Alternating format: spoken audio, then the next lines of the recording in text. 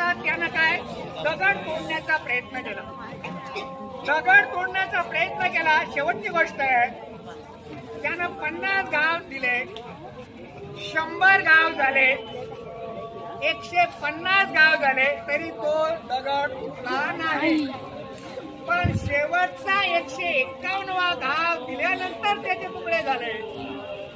याच्यावरून विद्यार्थी मित्रांनो लक्षात घ्या, काही वेळा काही गोष्टींची परीक्षा असावी लागते आणि ती परीक्षा आपण स्वमताने दिली पाहिजे. जसं सरांनी सांगितलं की आत्मविश्वास हा जगातला एकमेव असा घटक आहे, तो कोणी हिरावून येणार नाही. आणि ज्या व्यक्तिमत्वामध्ये आत्मविश्वास असेल तर त्याचं यश हे नक्कीच आहे. हे आजच्या निरोप समारंभावरून मला सांगायचं आहे.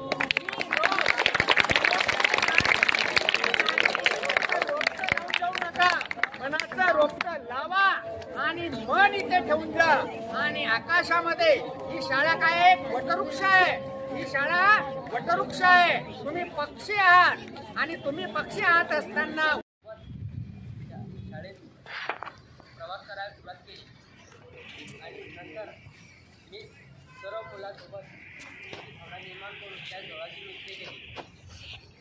धीरे धीरे मी माझ्या पायावर उभं राहणं शिकलो आणि सरांनी सांगलेला एक एक शब्द मला कळायला लागला. जाता जाता एवढं सांगून जातो की सत्य गुरुराय कृपामध्ये की गुरुशिवाय आपण पुढे जाऊ शकत नाही. जीवनात आपण यशस्वी होण्यासाठी आपल्याला शिक्षक वर्गाशिवाय दुसरा पर्याय नाही.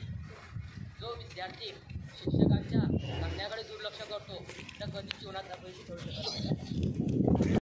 काय काम करता येईल तर मग त्याने काय केलं, त्या सरदारने एका कोणत्या तरी कोपऱ्यामध्ये तिथे अंधार पडलेला आहे, काळोख आहे, या एका कोपऱ्यामध्ये म्हणे तुम्हाला जे करता येईल तो म्हणे मला त्या बनवता येतात.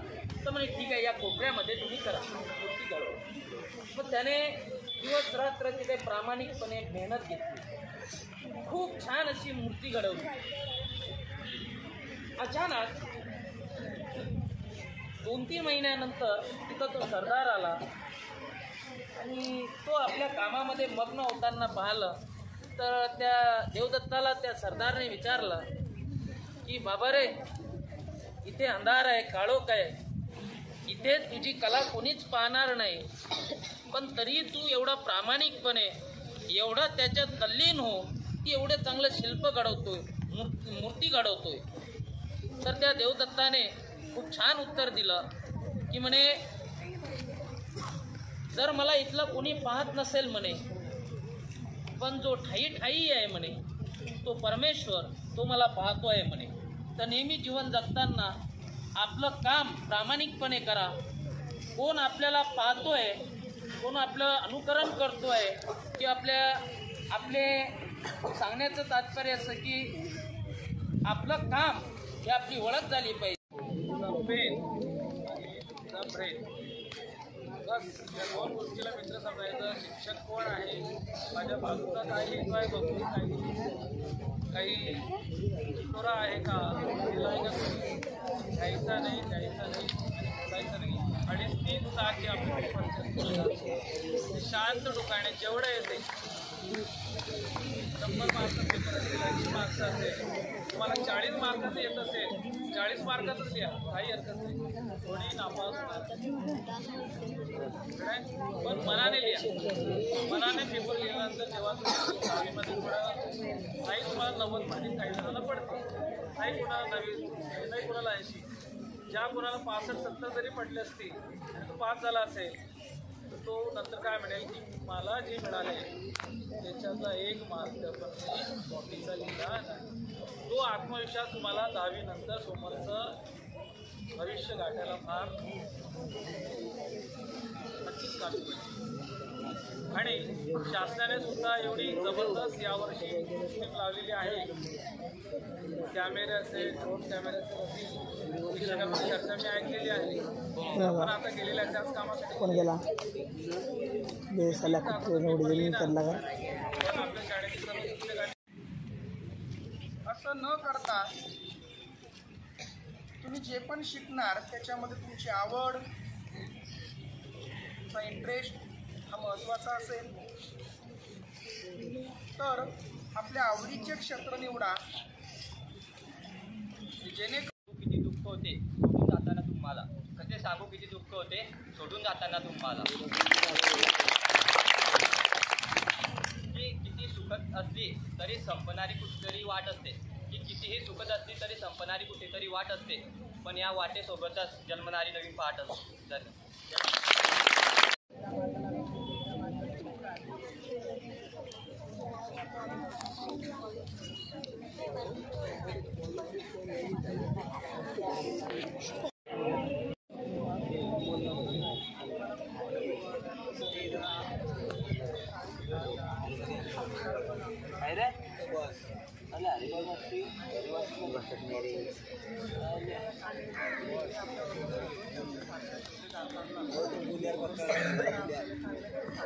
तो बहुत सारा मलिस मारने जाती नहीं.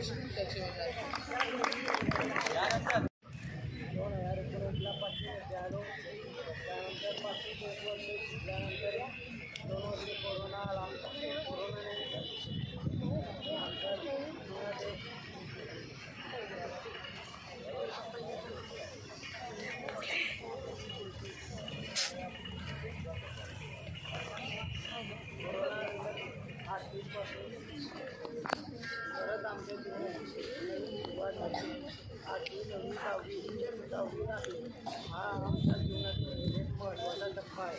तिथून आम्ही आमच्या जीवनाला नवीन सुरुवात करतो. आमचे बालपण संपते. आपले गुरुजी आपल्याला सांगतात तेव्हा आपल्यावर संस्कार पण काही अडचणीबद्दल मी उद्या सांगतो. त्यानंतर मला ज्या गोष्टी माहीत नाही होत्या त्या मला आता कळायला लागल्या. तेव्हा गुरु शिकायला लागायचे तेव्हा मी लक्ष नाही द्यायचे. पण आता गुरु काय शिकायला लागायचे तर आम्ही लक्ष द्यायचो. तेव्हा मला ज्ञान आलं थोडं. आपले दंडकाचे सरांबद्दल आपल्याला सर केव्हाही सांगतात की मुली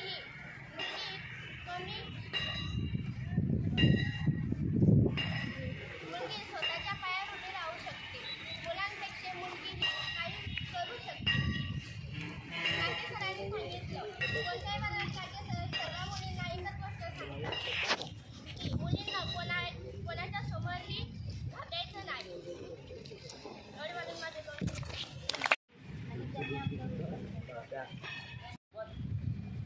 शाळेत प्रवास करायला सुरुवात केली आणि नंतर मी सर्व मुलांसोबत भावना निर्माण करून त्या जवळची मित्र केली. धीरे धीरे मी माझ्या पायावर उभं राहणं शिकलो आणि सरांनी सांगलेला एक शब्द मला कळायला लागला. जाता जाता एवढं सांगून जातो की सत्य गुरुराय कृपामध्ये केली.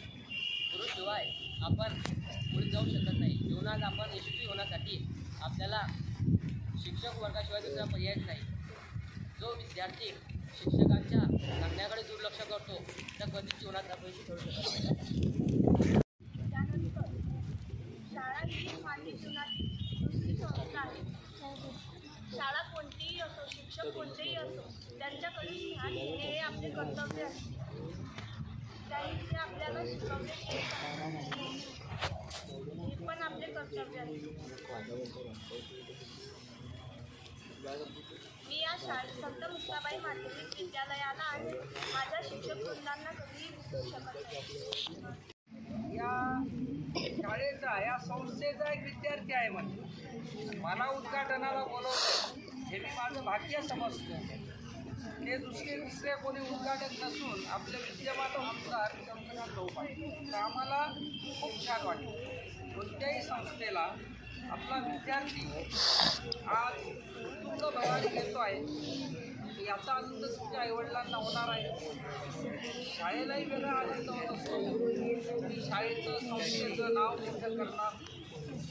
तर याच्यामध्ये मला गिरीशचं वाक्य खूप आवडलं की एक चांगला व्यक्ती म्हणून यशस्वी व्यक्तिमत्व म्हणून मी शाळेत येईल म्हणे हा त्याचा एक निर्धार खरोखर स्वागतार्ह स्वाखान्यजोगा असा काही तुमचा संकल्प ध्येय पाहिजे आणि ध्येयाकडे वाटचाल करत असताना 10वीच्या याला पहिल्या वेळेस परीक्षा द्यायला बाहेरच्या सेंटरवर जाणार खडसे सरांनी तुम्हाला सांगितलं की आपण दरवेळेच्या परीक्षा पद्धती आपण हॉलमध्ये एंट्री केल्यानंतर वर्गाची रचना तुम्हाला या शाळेच्या वर्गाची सवय झालेली असते बेंचेस त्याच्यामध्ये बेंचेस अडचणी असू शकतात एखाद्याला असेल तुटलेली असेल चालणारा असेल त्यावेळेस मला समजले की शिक्षक आणि विद्यार्थी असतात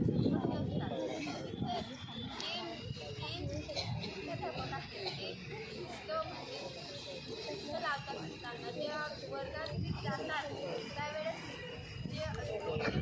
त्यावेळेस सर्वांना काही सांगतात किती दुःख होते सोडून जाताना तुम्हाला कसे सांगू किती दुःख होते सोडून जाताना तुम्हाला की किती सुखद असली तरी संपणारी कुठेतरी वाट असते की कितीही सुखद असली तरी संपणारी कुठेतरी वाट असते पण या वाटेसोबतच जन्मणारी नवीन पाठ असते ते प्रथम क्रमांक मिळून उत्तीर्ण झालो त्यानंतर मी 10वीमध्ये आलो 10वीमध्ये आल्यानंतर मला खूप मित्र भेटले ते मित्र खूप छान व अभ्यासूसुद्धा होते त्या असे करत करत आमच्या 10वीचा वर्ग आज 9वीच्या पेक्षा सुद्धा खूप चांगला बनला आणि या 10वीच्या वर्गामध्ये मी 9वीपेक्षा जास्त माझ्या अभ्यासाकडे फोकस करला यामध्ये माझे खूप डिस्ट्रॅक्शन होते जसे की मोबाईल हा मोबाईलमध्ये सुरुवातीला खूप दिवाळीच्या आधी खूप ते मोबाईलच्या डिस्ट्रॅक्शनमुळे माझा अभ्यास नव्हता पण त्या दिवाळीनंतर मी मोबाईलपासून जेवढा दूर होऊ शकत होतो तेवढा मी दूर झालो आणि असे करता करता आज निरोपाचा दिवस आला या निरोपाचा दिवस म्हणजे फक्त सर लोक इथं येऊन 2 शब्द बोलले एवढंच नाही तर 5वी ते 10वी त्या ज्या सर्व आठवणी आहे त्यांची उजळणी करून त्या आठवणी आठवून या शाळेला निरोप देणे आता एवढं सांगेल की थांबवावा वाटला तरी थांबणार नाही निरोपाचा हा हळवा क्षण इथून निघून गेले तरी रेंगडत राहील या प्रारंभात माझे मत